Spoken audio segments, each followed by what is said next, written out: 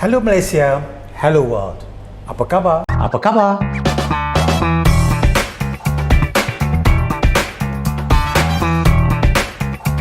Welcome to ECM Talk, and with another interesting topic for today. Who makes a better chef? I'm Raja Shahrul, your host. I don't stake a claim that men are better cooks than women, but when given an opportunity, men have been found to be better and is generally agreed and accepted in women's circles. Based on my limited knowledge, I am making assumptions on observed clues. In the 2.5 million years since human evolution, we were hunter and gatherer community for at least 90% of the time. All through this period, men were primarily responsible for gathering food for the family. This in turn required a superior sense of smell and taste for foraging. Nonetheless, I will not say more, nor to sound biased. Let us hear from the expert himself in this topic. I have here with me Mr. Bonnie Lopez, Head of Culinary from a private institution here in Selangor. I'm actually here at his kitchen in this beautiful private campus somewhere in Selangor. Hello Mr. Bonnie and welcome to ECM Talk. Apa Thank khabar? you. Apa khabar, YM? Khabar baik, thank you. Now I will begin with my first question to you, Bonnie. Why are our professional kitchens usually consist mainly of male staff? Well, to start, I think I'm a bit speechless on that. Yeah. But I think I'm just going to go right into the point. It's actually, there's so many variables that you have to see. Okay. The first three parts is actually who is asking, who's going to answer the thing, and who is our viewer, right? So there's different questions to different answers to different questions. Yes. So it's all linked to it's all linked to each other. Yes. In terms of female, I would say that if you look at home perspective, generally I would not agree. I would not argue. I mean, it has to be female per se. I mean, looking at from the background that when I started, I used to help my mom in the kitchen, my popo, my grandmother, doing all the preparation in the kitchen, cutting this and that, washing this and that. And mostly it's dominated by the female per se from the home perspective. Okay. But if you look at another angle on the business perspective, in terms of hospitality and tourism, hotel per se, mostly majority is actually dominated by the male. But then again, there is no right and wrong answer. Right. You can say male or female, it depends on the situation and on the location of the hotel where you come from. I presume your wife is watching this, isn't it? So you better be careful. Anyway, go on. Yes. Continue. Then the second aspect, part B, I would actually have to say is, if you were to look at the home perspective, definitely I would say female. But then again, the male plays a very important part, whereby this where all the future chef come from. Chef actually is a kind of a trait whereby it doesn't just start from one day and the next day you become a chef.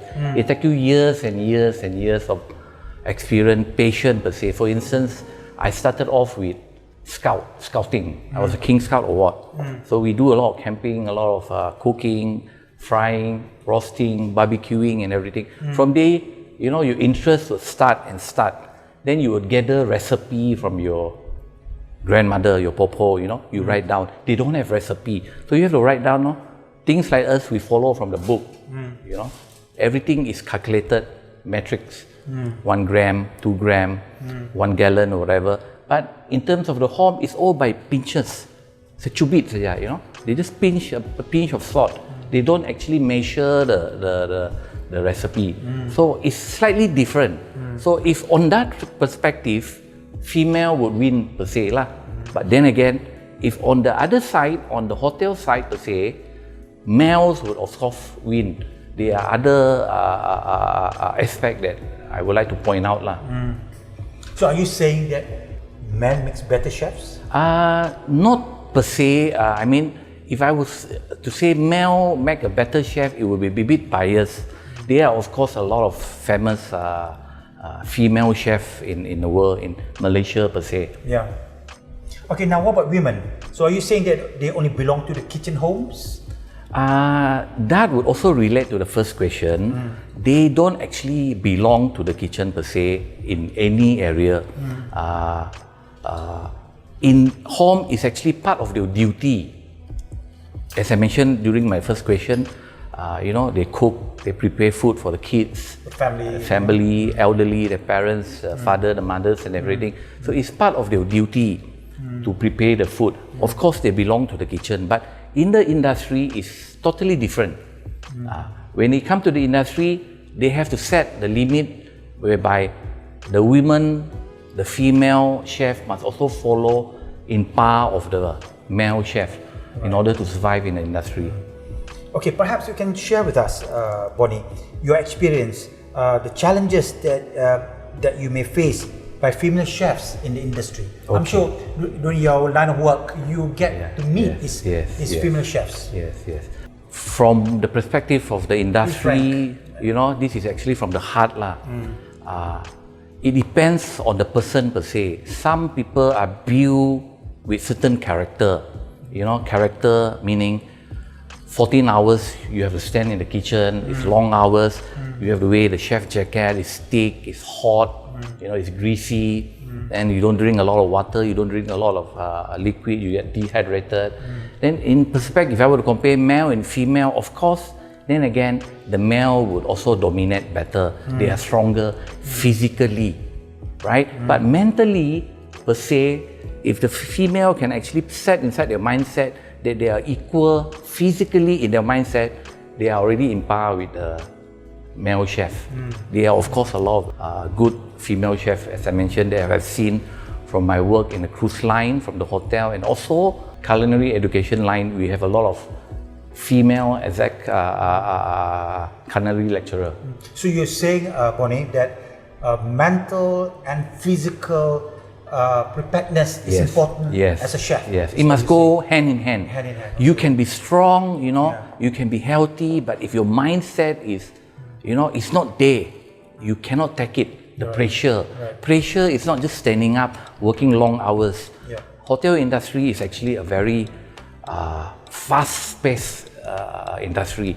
If I were to compare with certain industry where if you were working in a bank, for instance, you have all the nice cooling, chilling aircon, you sit on your computer, nice sofa, nice chair and everything. But in the kitchen, you don't have that luxury, right? 70% of your time will be in the kitchen. Correct. Supervise, monitor, have to make sure that food go out, preparation the day before, you finish dinner, then you have to prepare for the next breakfast, then you have to do all the mise en place, ordering, receiving, quality checking. There's so many aspects, variable, right? It's not just cooking per se. In that aspect, the female tend to be a bit better off when it comes to paperwork per se.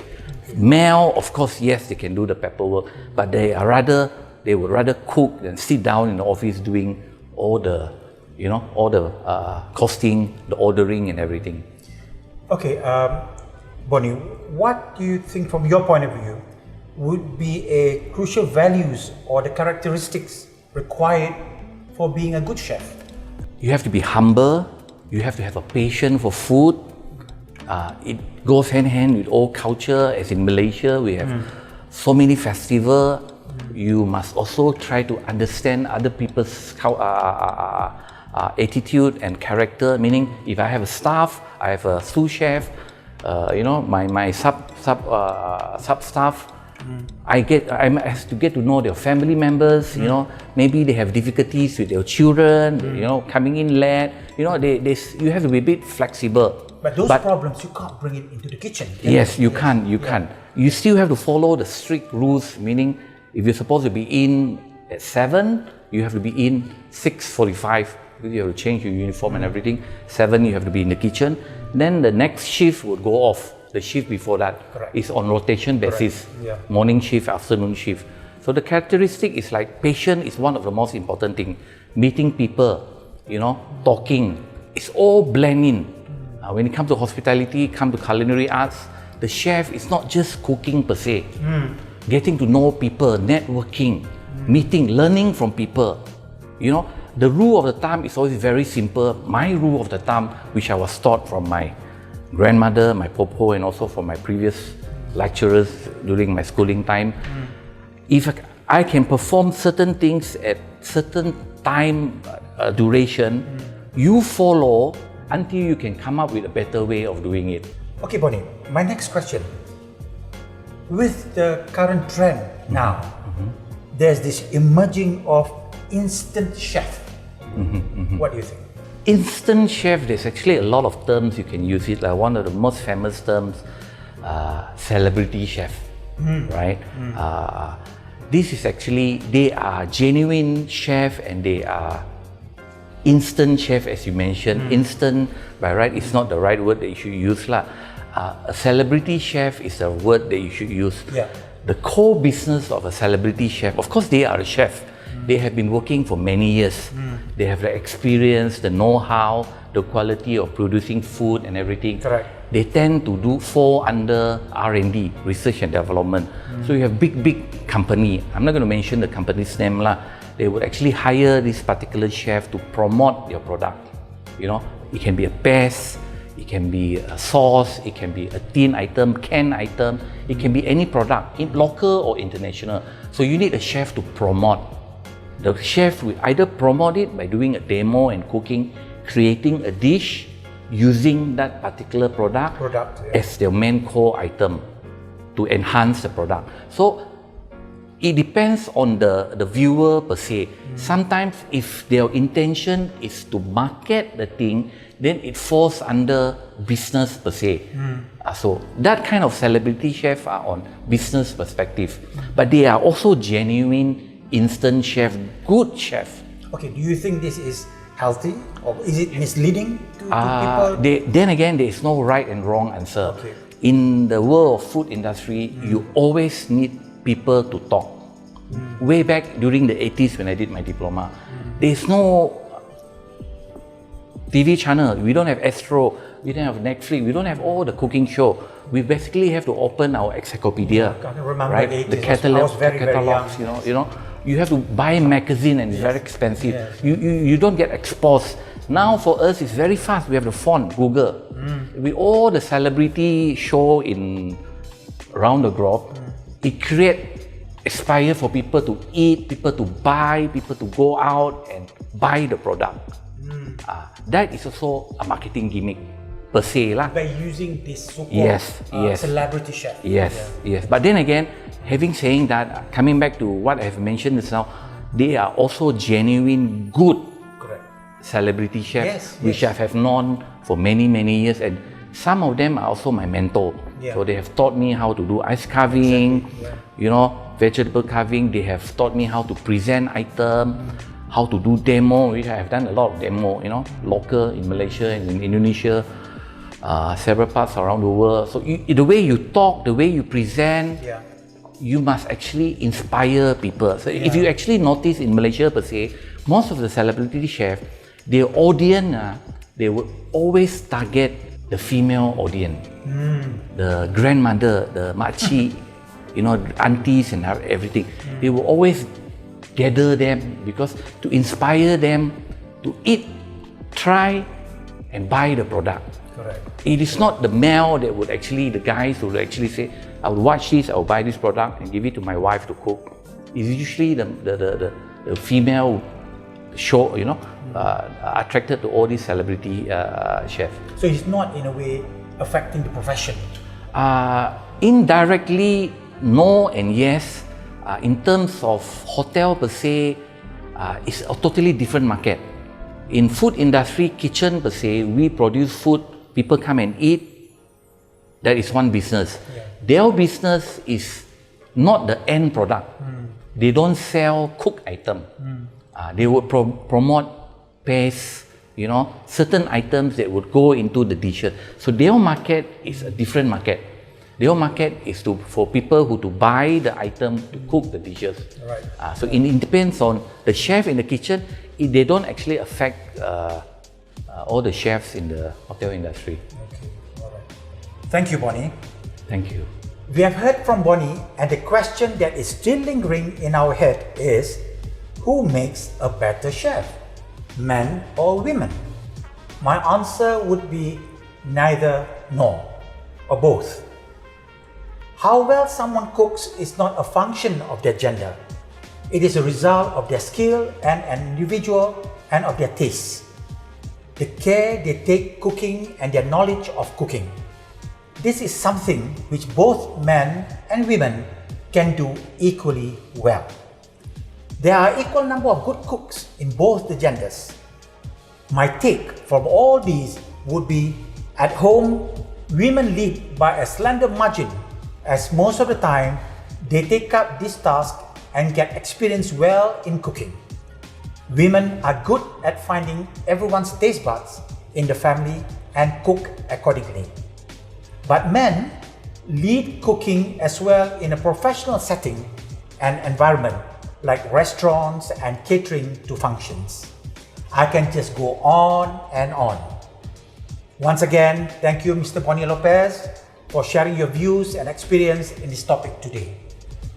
Please don't forget to like, share, and subscribe to Edu Channel Malaysia.